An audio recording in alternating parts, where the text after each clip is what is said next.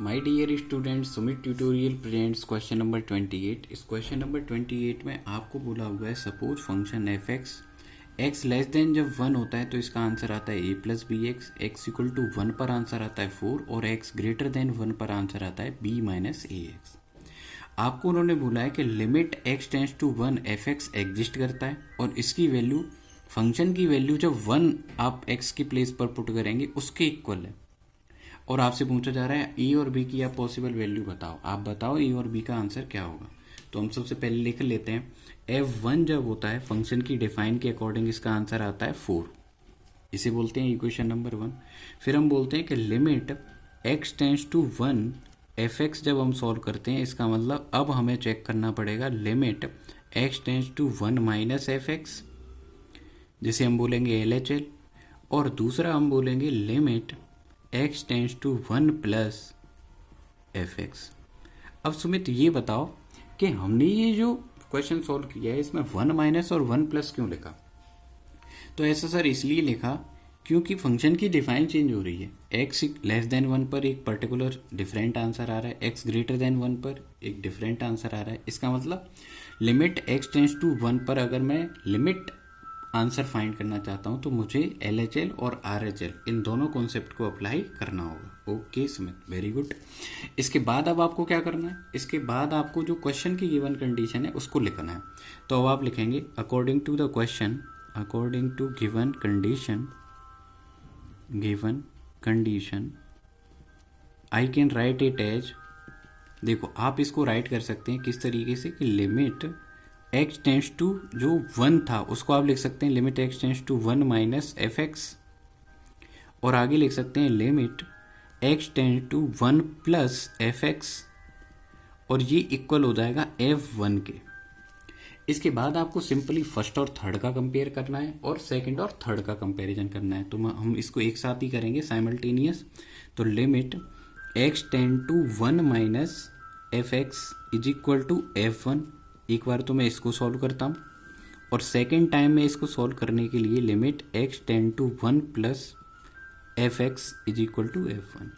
इन दोनों को ही मैं सॉल्व करूँगा और बड़े आसानी से ही आप देखेंगे आंसर आ जाएगा। देखो कैसे, आपको पता है f1 की वैल्यू तो हमने फाइंड ही कर ली है, क्वेश्चन में ही दे रखी थी f1 इज इक्वल टू 4। तो आप यहाँ सिंपली क्या प्लेस करते हैं 4, दोनों ही प्लेस पर आप 4 लिख देना, कोई प्रॉब्लम नहीं।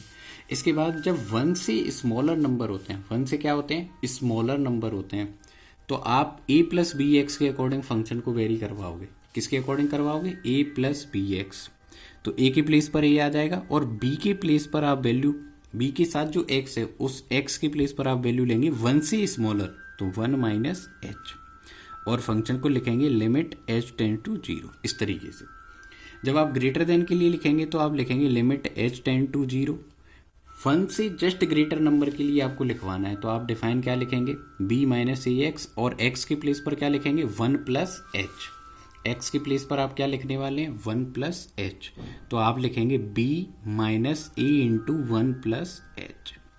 अब मेरे प्यारे बच्चों सिंपली जी एक एल्जेब्रिक एक्सप्रेशन है, तो आप इन सिंपली जो h है उसके प्लेस पर आप 0 पुट कर सकते हैं। तो ये जो एक्सप्रेशंस होंगे वो कुछ इस तरीके से आ जाएंगे a plus b multiply 1 minus 0 is equal to 4।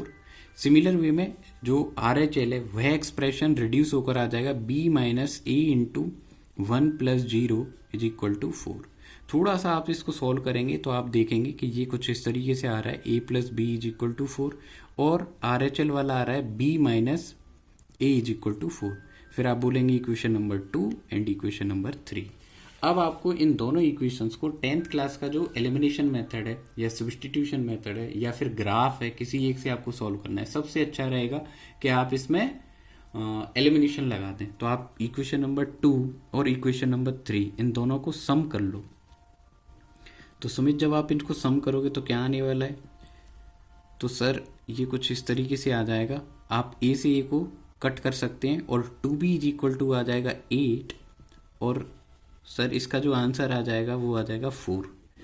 Sumit जब आपने b का आंसर फाइंड कर लिया तो अब a का आंसर फाइंड करने के लिए आप क्या करोगे, सर मैं इस वैल्यू को ना इक्वेशन नंबर 2 में पुट कर सकता हूँ या फिर 3 में पुट कर सकता हूँ, किसी एक में पुट कर देंगे आपका आंसर आ जाएगा। अच्छा चलो तो सुमित इक्वेशन नंबर 2 में आप इस वैल्यू को पुट करो, तो फ्रॉम इक्वेशन नंबर 2 ये जो एक्सप्रेशन है वो कुछ इस तरीके से रिड्यूस हो जाएगा। तो आप b के प्लेस पर 4 पुट करेंगे तो ये आ जाएगा a plus 4 is equal to 4। अब मुझे यहाँ से a का आंसर फाइंड करना था, तो a का आंसर आ जाएगा 4 माइनस 4। ये आपने कैसे किया, प्लस का साइड चेंज माइनस होता है बेसिकली, तो ये आंसर क्या आ जाएगा 0। अब a का आंसर 0 आ रहा है और b का आ रहा है 4। इस तरीके से ये पूरा क्वेश्चन सॉल्व हो जाता है, इसमें कोई प्रॉब्लम वाली बात नहीं है।